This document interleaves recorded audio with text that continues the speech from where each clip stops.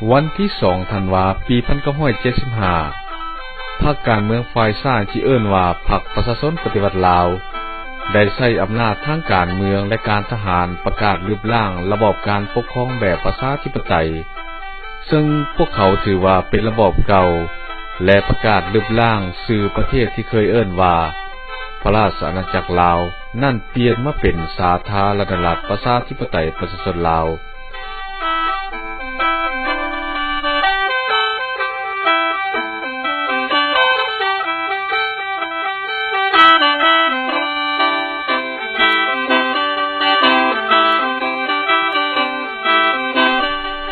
ในวันเดือนปีเดียวกันนี้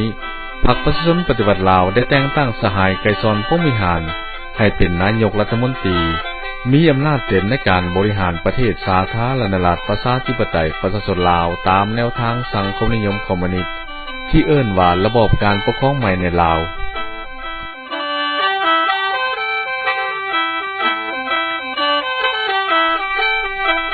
ในปี 1976 อำนาจการปกครองใหม่ไกรสอนพรหมิหารจากเจ้าชีวิตลาวเจ้าศรีสว่างวัฒนาพร้อมทั้งพระอัครมเหสีและพระบรมสานุวงศ์ลูกหลานเจ้าชีวิตรวมทั้งหมด21 คนไปขังคุกไว้อยู่ที่เมืองเวียงไซเขตปลดปล่อยเก่าในปีเดียวกันนี้อำนาจการปกครองใหม่ไกรสอนพรหมิหารได้สั่งจับนายพลบุญพรหมมหาไสยซึ่งเป็นผู้บัญชาการทหารสูงสุดกองทัพปลดปล่อยประชาชนลาวไปขังไว้อยู่ที่คุกซำเคนครหลวงเวียงจันทน์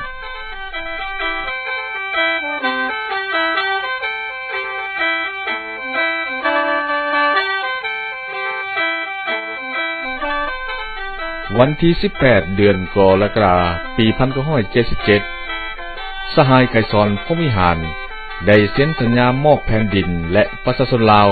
ให้อยู่ภายใต้สภาพการเป็นหัวเมืองขึ้นแบบใหม่ของเวียดนามในปี 1977 นี้บรรดาอดีตเจ้านายลาวฝ่ายขัวที่ได้ตัวหนีออกจากประเทศลาวนั้นได้พากันจะตั้งองค์การต่อสู้กู้ชาติลาวอยู่ที่สหรัฐอเมริกาที่มีชื่อว่าองค์การแนวร่วมปลดปล่อยชาติลาวภายใต้การนำพาของทานนายพลวังเปล่าและอยู่ที่ประเทศไทยก็เป็นนายพลภูมินสวรรค์ได้นำพาชาวลาวอพยพกลุ่มหนึ่งจะตั้งองค์การต่อสู้กู้ชาติลาวซึ่งได้ยังผลสะท้อนให้เกิดมีการต่อสู้กันด้วยกำลังทหารเล็กน้อยอยู่ที่ดอนพังคีและดอนสิงสู้ที่บริเวณนครหลวงเวียงจันทน์แต่ว่าเวลานั้นกำลังฝ่ายรัฐบาลสาธารณรัฐประชาธิปไตยประชาชนลาวได้ทำการปราบปรามกำลังฝ่ายต่อต้านลงได้ในเวลาสั้นๆ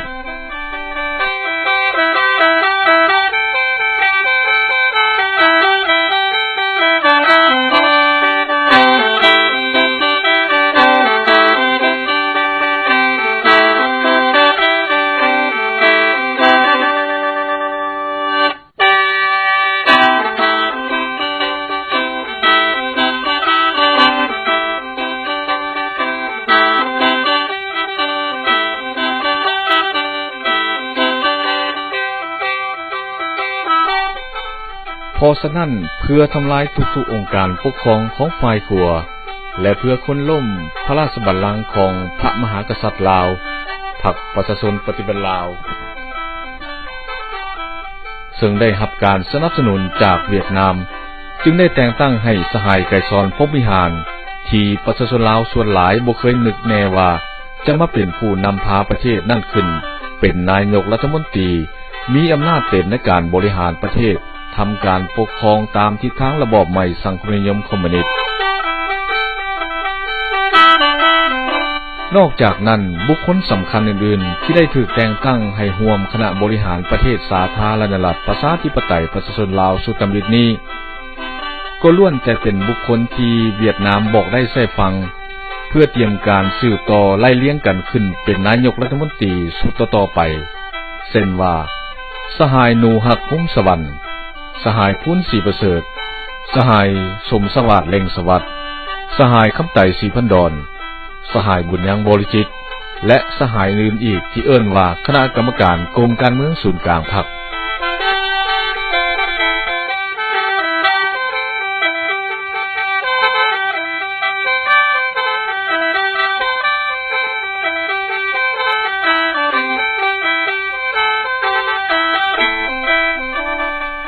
ผู้นำพาประเทศนั้นบ่ได้ร่วมในคณะบริหาร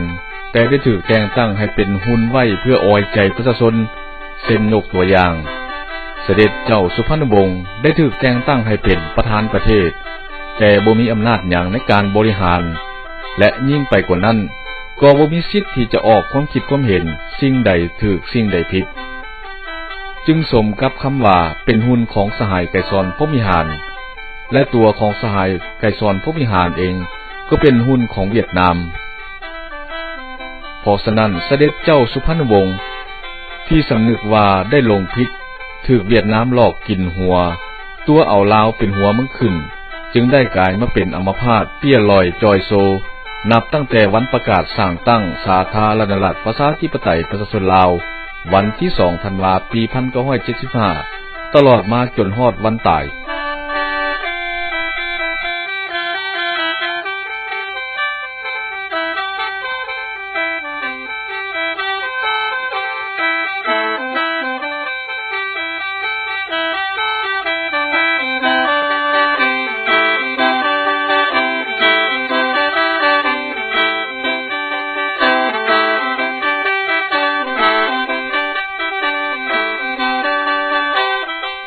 เพื่อเป็นการมอดไฟก่อนลมนั่นกลุ่มโจรขายชาติทั้ง3สหายได้ร่วมหัวกันวางแผนฆาตกรรมคนดีของชาติประจำยุคอย่างลับๆพวกเขาได้ร่วมหัวกันวางแผนฆ่าบรรดาผู้นำแนวราวหักชาติอย่างเลือดเย็นเพื่อดับมอดชีวิตทานผู้นำที่มีสติชาติเหล่านั้นให้ตายตามๆกันไปเช่นว่าทานในพลพรหมาดวงมลาเสด็จเจ้าสุพรรณวงศ์ทานสมซื่นทานสีทนกรมดำทานนายพลบุญพรหมมหาไสยทานเจ้าสุขวงศักดิ์ทานคำแสงรวมทั้งนายทหารสั้นสูงของกองปลดปล่อยประชาชนลาวทานพันเอกจันทร์สมรพันเอกสมบูรณ์และทานอื่นๆอีก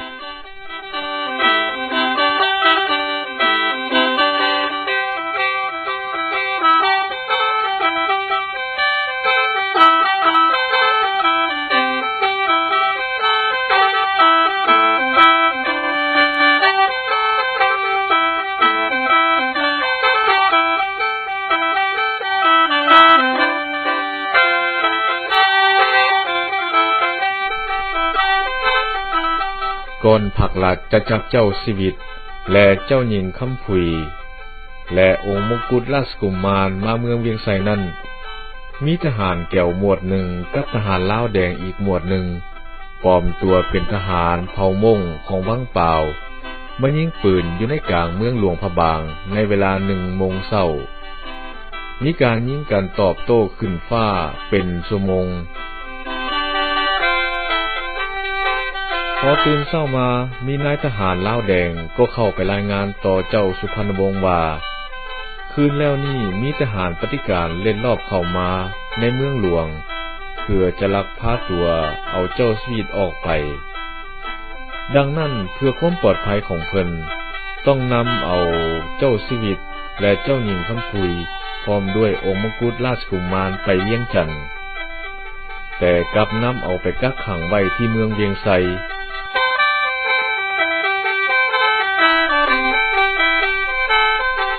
และต่อมาก็ได้นำเอา2 พระองค์คือเจ้าชีวิตกับพระอัคคมเหสีไปขังทรมานจนสิ้นประชนม์ที่คุกป่าแตกใกล้ๆกับเมืองเสียงข้อแขวงหัวพันส่วนองค์มงกุฎราชกุมารถูกพวกเขาสังหารในเวลานำตัวจากเมืองเวียงไส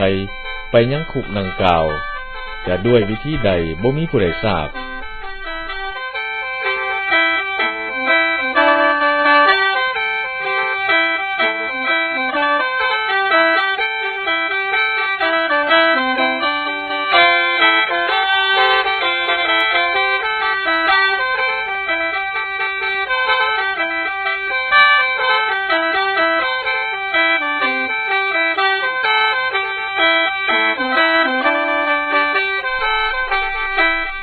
ในมื้อวันที่12 ตุลาเป็นมื้อสำคัญที่สุดมื้อหนึ่งในประวัติศาสตร์ของชาติลาวเพราะเป็นวันที่สมเด็จเจ้าเพชรสราชได้ประกาศความเป็นเอกราชในปี 1945 ควรที่จะเป็นวันเฉลิมฉลองด้วยความเบิกบานมวลซื่นของชาวลาวทั่วทั้งประเทศในความเป็นเอกราชและความถูกต้องของดองชาติจับถือแก้วแนวลาวใช้วันนี้เป็นวันแก้แค้นเป็นวันจับเอาลูกสัมมนาทุกๆคนไปสังหารต่อหน้าต่อตาลูกเมียของหมู่คู่พอเสร็จแล้วก็บังคับให้ลูกเมียของผู้ขอให้มาห้องลำทำเพลงบังคับให้ครอบครัวหมู่คู่ผู้ขอให้มานั่งตบมือสมศิลปะวรรณคดี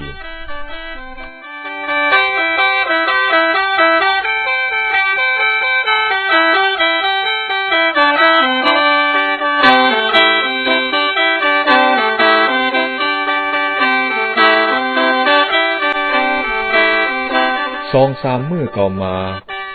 ก็ได้ยินเสียงวิพากษ์วิจารณ์จากประชาชนบ้านอ้อมแอมค่าย05เป็นต้นแม่นพ่อแม่ประชาชนบ้านเวียงเหนือบ้านเวียงแต่ก็ตัวเมืองซ้ำใต้บางคนก็ได้ยินกับหูดูกับตาบางคนก็ได้ยินจากการบอกเล่าของลูกหลานที่เป็นทหารบ้านทหารหน่วยป้องกันว่าพวกสัมมนาก็อยู่ดีๆก็หาเรื่องมาผูกมาจับเอาไปฆ่าพวกเพิ่นบ่มีปืนผาหน้าไม้แม้แต่สิ้นเดียวบางคนก็เจ็บโซย่างบ่ออกจะไปเฮ็ดปฏิบัติรัฐประหารใส่พรรคหลักได้แนวใดอันนี้มันเป็นการหาเรื่องดีๆแบบดิบๆแดงๆใส่กันแท้ๆพนักงานบางคนในเมืองซ้ำใต้ก็บ่พอใจเมื่อเห็นความโหดร้ายป่าเถื่อนดังกล่าวของพรรครัฐพวกเขาได้โจมออกมาว่าเหตุการณ์ที่พรรครัฐกระทำขึ้นที่05นั้นแทนที่จะเป็นการปัดเป่าเสียนงามเพื่อสร้างสาระบอบสังคมนิยมให้สะดวกสบายขึ้นกับเป็นการสร้างความเครียดแค้นแน่นใจเกิดขึ้นในสังคมลาวซึ่งจะก่อให้เกิดการแตกแยกความสามัคคีภายในชาติถึงขั้นลุกลามเป็นไฟไหม้ไปทั่วประเทศและแพร่ขยายไปทั่วโลกก็เป็นได้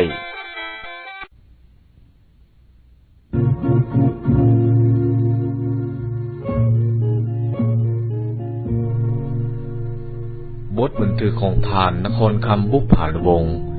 เจ้าของเสียงเพลงเซโปนลำลึกหลังจากได้รอดตายจากแดนมัจจุราชเพิ่นได้เขียนไว้ว่าเมื่อเช้าวันที่8 มิถุนายน ปี 1992 เครื่องบินกังหารไอพ่นได้ทะยานขึ้นจากสนามบินปัตไตมุ่งหน้าไปสู่ทางทิศตะวันตกถึงแม้นเครื่องบินลำนี้จะบินข้ามคลองไปแล้วแต่ด้วยว่ายังเป็นเครื่องของการบินลาวที่พรรครัฐเป็นเจ้าของข้าพเจ้าจึงยังบ่แน่ใจได้หันใจเอาอากาศอิสระเสรีเข้าปอดเรือ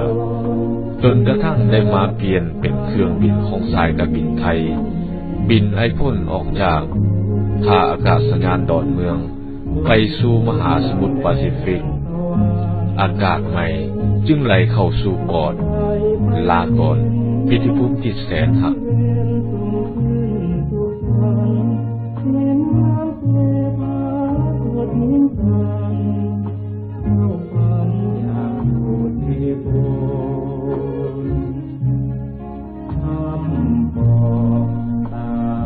เสียงไอพ่น4 เครื่อง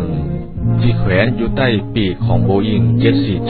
747ทะยานผ่านน่านฟ้าของมหาสมุทรแปซิฟิกเป็นเสมือนเสียงดนตรีกล่อมให้ผู้โดยสารกว่า300 กว่าคนในเที่ยวบินค่อยๆหลับลงสู่ความนินทรากลางเบหาแต่ข้าพเจ้ากับนั่งทบทวนถึงชีวิตกว่า40 ปีที่ผ่านมาเริ่มจากชีวิตในวัยเด็กๆแล่นลิ่นกลางหาดทรายและโรงเรียนอย่างสนุกสบายมาถึงเวลาต้องแบกปืนเข้าป่าต่อสู้เพื่อกู้ชาติเอกราชอิสรภาพแก่ชาติกลับกลายเป็นปฏิการหัวโจกผู้มีโทษกรรมโลนฟ้าเหลือแผ่นดินในสายตาของพรรคและรัฐเป็นพลเมืองเครื่องคน และเดี๋ยวนี้กำลังบินมุ่งหน้าไปสู่ดินแดนอิสรภาพที่บ่แม่นของตนเองเสียงกระซิบจากหมู่คู่เพื่อนฝูงก่อนเวลาจะขึ้นเครื่องบินโตอย่าลืมเพื่อนร่วมชาติทหารข้าราชการตำรวจและพระบาทสมเด็จพระเจ้ามหาสิริพระอัครมเหสีต้องดิ้นรนทุรกทุรายก่อนสิ้นใจไปย้อนดาบปลายปืนย้อนลูกกระสุนและย้อนการทารุณกรรมของแก้วเหนือลาวหักษาตโดยอย่าลืมดวงวิญญาณของพี่น้องร่วมชาติในนั้นมีทั้งลูกเล็กเด็กแดงที่ให้เดียงสาต้องสิ้นชีวิตไปย้อนทากระสุนของทหารย้ำฝั่งของลาวแดงโดยอย่าลืมดินดอนตอนหญ้าที่บรรพบุรุษของเฮาได้ปกปักรักษาไว้ให้ด้วยชีวิตและเลือดเนื้อมานับห้อยนับพันปีนั้นกำลังถือพวกโจรปุ้นชาติยิบยกเอาไปถวายให้แก่พวกเบียดมินเพื่อหวังจะได้ครองอำนาจบาดใหญ่ต่อไปในลาว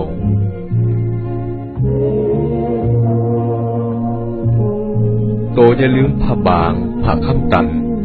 ซึ่งเป็นมิ่งแก้วขวดเมืองของชาติลาวมาตั้งแต่สมัยเจ้าฟ้านุมหาราชพระเจ้าไสยเศรษฐาธิราชกำลังถือพวกคอมมิวนิสต์เอาไปเป็นของเอเลนในหอพิพิธภัณฑ์สถานที่รับแขกที่ฮานอยและมอสโก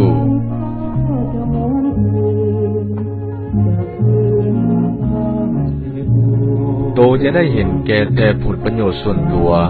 ต้องเอาผลประโยชน์ของชาติเป็นใหญ่กว่าสิ่งใดหมดถึงว่าพวกแก้วลาวแดงจะโฆษณาว่าเดี๋ยวนี้เมืองลาวได้เปลี่ยนแปลงหลายแล้วดีแล้วและงามแล้วโตจะได้ไปฟังความเชื่อของพวกเขาเพราะสิ่งเหล่านั้นเป็นเพียงแต่เปลือกนอกแต่เนื้อแท้ของมันนั้นสัญญาการเป็นหัวมึงขึ้นของแก้วยังเป็นเอกคาคอพวกเขาอยู่จะได้เป็นคนใจเบาฟังง่ายต่อคำเว้าที่หัวมวลและการประจบประแจงของพวกเขาอย่าลืมว่าพี่น้องร่วมชาติของพวกเขาตายย้อนน้ำอ้อยน้ำตาลของพวกเขามาหลายคนแล้ว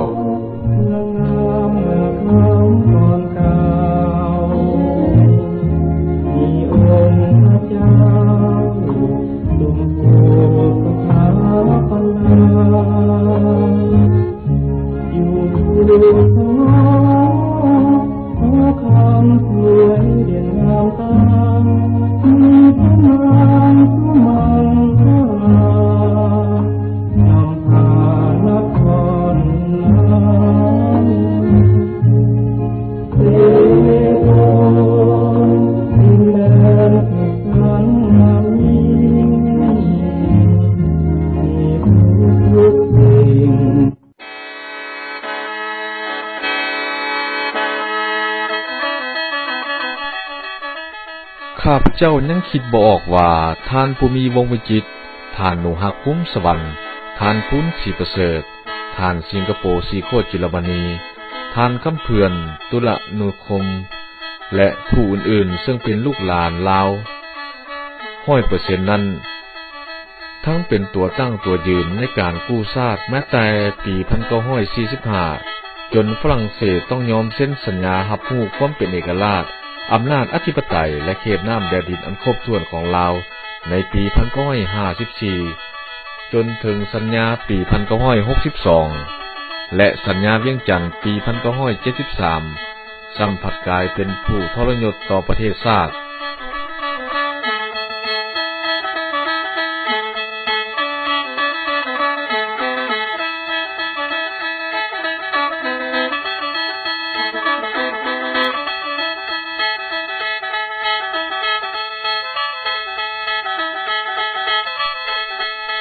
16 ปีที่ผ่านมาแล้วแทนที่บรรดาท่านดังกล่าวจะรู้สึกสำนึกตัวถึงการกระทำที่เป็นฝ่าฝืนอย่างร้ายแรงต่ออุดมการณ์อันสูงส่งของบรรพบุรุษที่ได้พลีชีพเพื่อพิทักษ์รักษาพื้นแผ่นดินตอนนี้ไว้ให้แก่อนุชนรุ่นหลังสืบทอดต่อไปแต่สัมผัสบืนเลิกเข้าไปในการทำลายชาติของตนตัวต้มลูกหลานให้ไปรับใช้แผนนโยบายลาเมืองขึ้นแบบใหม่ของเวียดนามทุ่มเทเงินคำบ่จักเท่าใดโกดแท ทำการโฆษณายกย่องปั้นไก่สอนพวกวิหารหัวโปขายชาติลาวเพื่อปกปิดโทษกรรมอันล้นฟ้าเหลือแผ่นดินของพวกเขาทั้งทำการโฆษณาบิดเบือนความจริงเพื่อให้ชาวลาวอพยพเห็นผิดเป็นถูก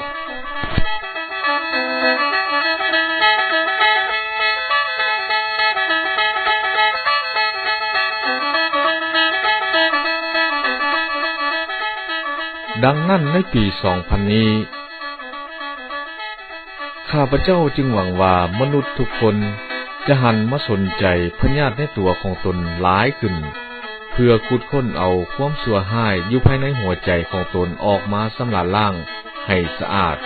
เพื่อสร้างชีวิตใหม่สังคมใหม่และสร้างโลกใหม่ให้เต็มไปด้วยความหักความเมตตาสงสารซึ่งกันและกันเพื่อให้โลกที่สวยสดงดงามนี้เป็นสวรรค์เมืองคน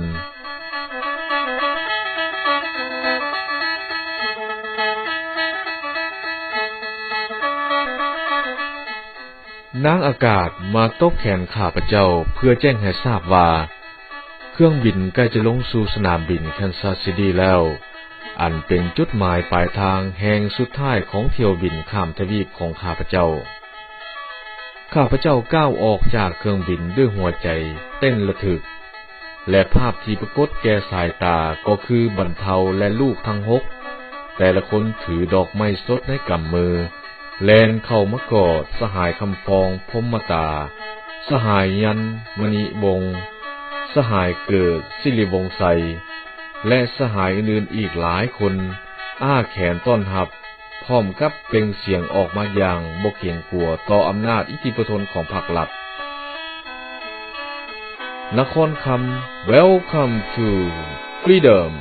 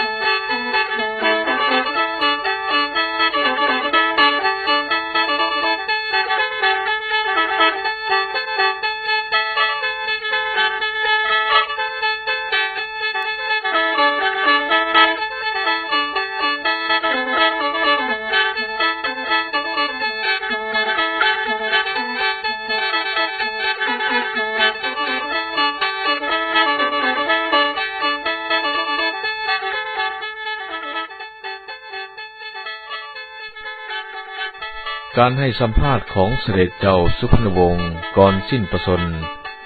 จากหนังสือเรื่อง Stalking the Elephant King เขียนโดยท่านคริสโตฟ คริมเมอร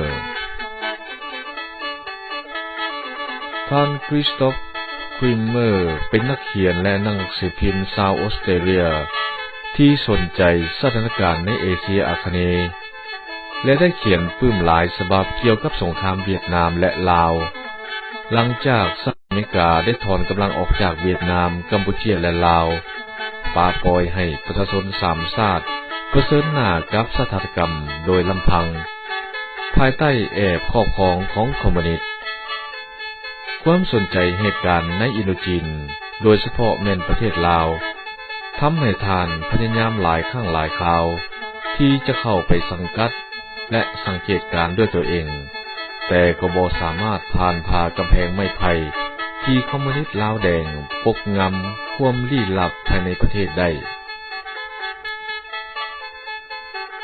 จนกระทั่งระบอบการปกครองคอมมิวนิสต์พังทลายในยุโรปพวกกำอำนาจเผด็จการคอมมิวนิสต์ลาวแดง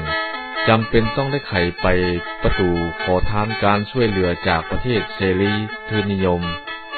ในนั่นประเทศออสเตรเลียเป็นประเทศหนึ่งที่ได้ยืนมือเข้าไปช่วยเหลือ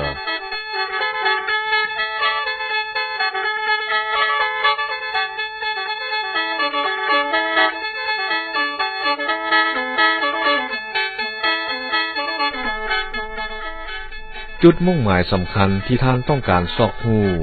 แม่นชะตากรรมของพระบาทสมเด็จพระเจ้ามหาชีวิตลาวและพระบรมสารีวงศ์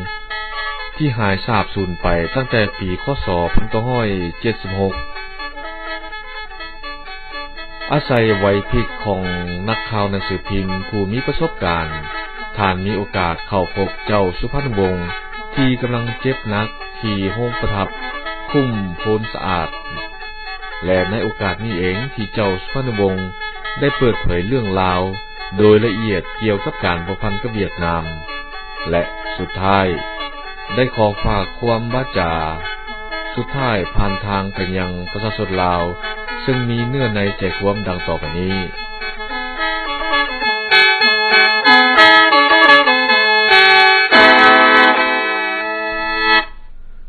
ย้อนข้าพเจ้าบูชาความสวยงามของแม่หญิงจึงกลายเป็นบุคคลหูหนวกตาบอดในชีวิต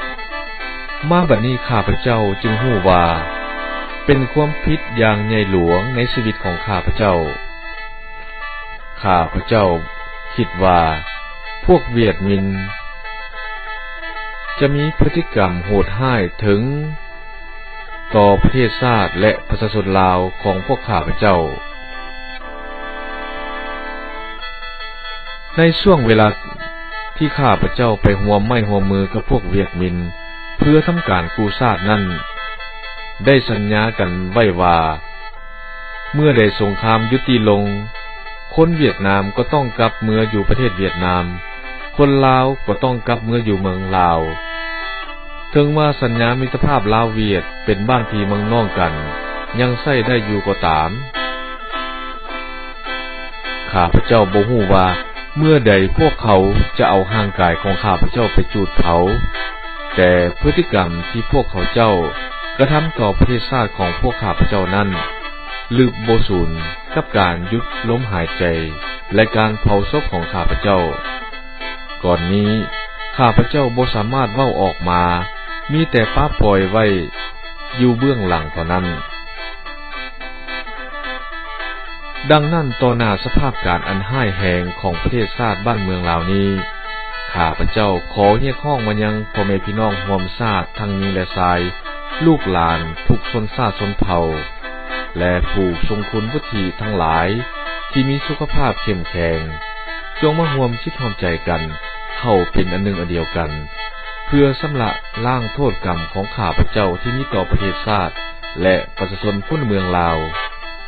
เดี๋ยวนี้ข้าพเจ้าบ่แม่นเป็นผู้รักชาติและ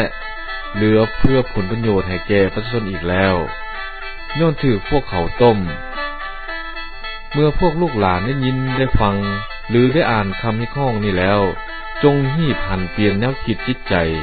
ไปสู่ทิศทางใหม่เพื่อปกปักรักษาประเทศชาติและทรัพย์สมบัติของชาติของประชาชนสำคัญที่สุดแม่นชีวิตของความเป็นลาวไว้ให้มั่นคงพี่น้องร่วมชาติที่หักแพงทั้งหลายโดยเฉพาะแม่นพวกอ้ายเอื้อยน้องและลูกหลานที่อยู่ต่างประเทศแม่นเป็นผู้รักชาติแพงเสื้ออย่างแท้จริงพวกเจ้าเห็นการไกลและมีความรู้ความฉลาดส่องใสความรักชาติของพวกเจ้านั้นมีมากหลายพวกเจ้าอย่าป้าให้ประเทศชาติตายคงหมายถึงเชื้อชาติลาวถึงดับสูญสำหรับพ่อแม่พี่น้องลูกหลานที่อยู่ภายในประเทศต้องปฏิรูปตัวเองและกอดหัดกันเข้าให้แน่นก้าวเดินไปสู่ทิศทางใหม่พิเศษสุดแม้นต้องเดินไปตามแนวคิดของพวกลูกหลานที่อยู่ต่างประเทศที่พวกเจ้าเข้าใจสภาพการบ้านเมืองดีและปฏิบัติตามคำเรียกร้องดังกล่าวพวกเจ้าต้องอยู่อย่างมั่นคงและมีเกียรติก่อนข้าพเจ้าจะสิ้นชีวิตไปขอฝากความเรียกร้องนี้ไว้ให้พี่น้องร่วมชาติทั้งหลายจงเอาใจใส่สู้สนปฏิบัติข้าพเจ้าเชื่อมั่นว่าประเทศของพวกเขาจะต้องอยู่อย่างมั่นคงเป็นประเทศลาวต่อไป